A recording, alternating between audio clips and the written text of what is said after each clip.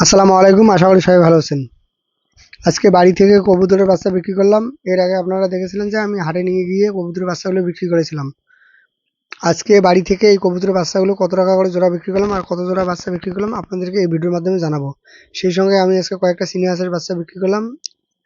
এই চীনা হাঁসের বাচ্চাগুলো কতদিন বয়স ছিল আর কত করে এই বাচ্চাগুলো বিক্রি করলাম, তো সেটাও আপনাদেরকে এই ভিডিওর মাধ্যমে জানাবো। আর এখন পর্যন্ত এই মাসে কত জোড়া কবুতরের বাচ্চা বিক্রি করলাম, সেই সঙ্গে কত টাকার কবুতরের বাচ্চা বিক্রি করলাম, তো এটা আপনাদেরকে এই ভিডিওর মাধ্যমে জানাবো। সম্পূর্ণ ভিডিওটা দেখবেন, তাহলে ভিডিওর মাধ্যমে আপনারা সবকিছু জানতে পারবেন। প্রথমে এই ভাই আসে চীনা হাঁসের বাচ্চা নেওয়ার জন্য।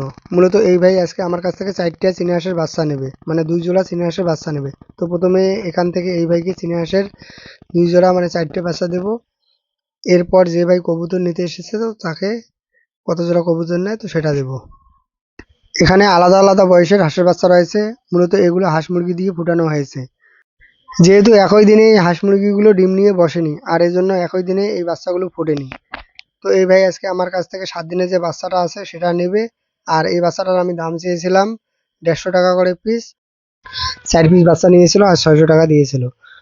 তো আপনাদের এইদিকে চীনা হাঁসের বাচ্চার দাম কেমন বা এই 7 দিনের চীনা হাঁসের বাচ্চার দাম কীরকম আমাকে একটু কমেন্ট করে জানিয়ে দিতে পারেন। চীনা হাঁসের বাচ্চা দেশি হাঁসের বাচ্চার তুলনায় অনেকটাই চঞ্চল।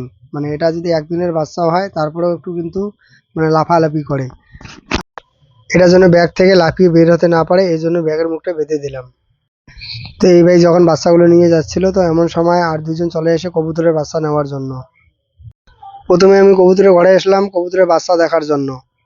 তো এরপর মানে কত জোড়া বাচ্চা নেবে, তো এখানে আগে বাচ্চাগুলো দেখবো যে বর্তমানে মানে বাচ্চাগুলো কোন পর্যায়ে আছে, তারপরে দেখবো যে এখান থেকে কত জোড়া বাচ্চা নেয়।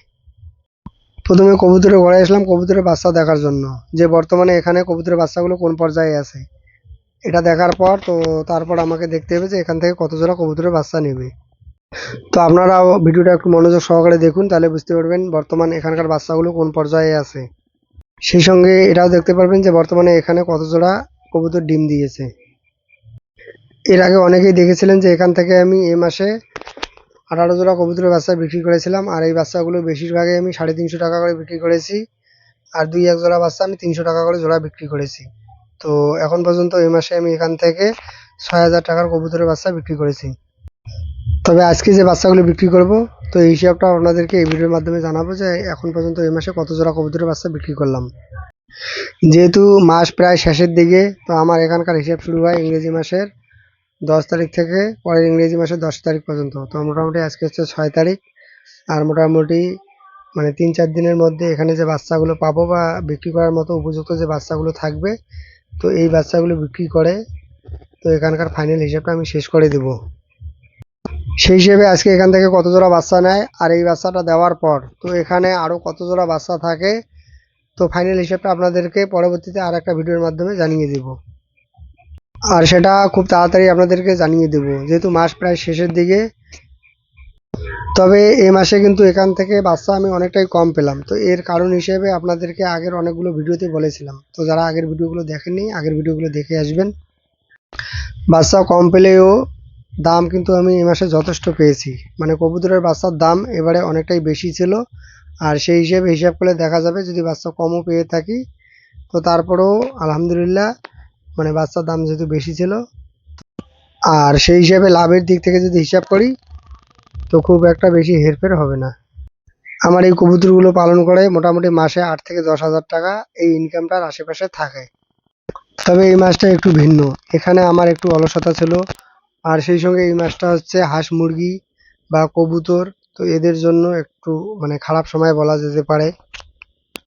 তারপরও আমার এখানকার কবুতরগুলো ভালো আছে, সুস্থ আছে আলহামদুলিল্লাহ। এরপরেও যে এখান থেকে বাচ্চাগুলো পেয়েছি তো এটাকে খারাপ বলা যায় না। হাঁস মুরগি কবুতরের যে একটা খারাপ সময় থাকে তো আলহামদুলিল্লাহ সেটা পার করে এসেছি। তবে আশা করি পরবর্তীতে এখান থেকে ভালো কিছু পাবো।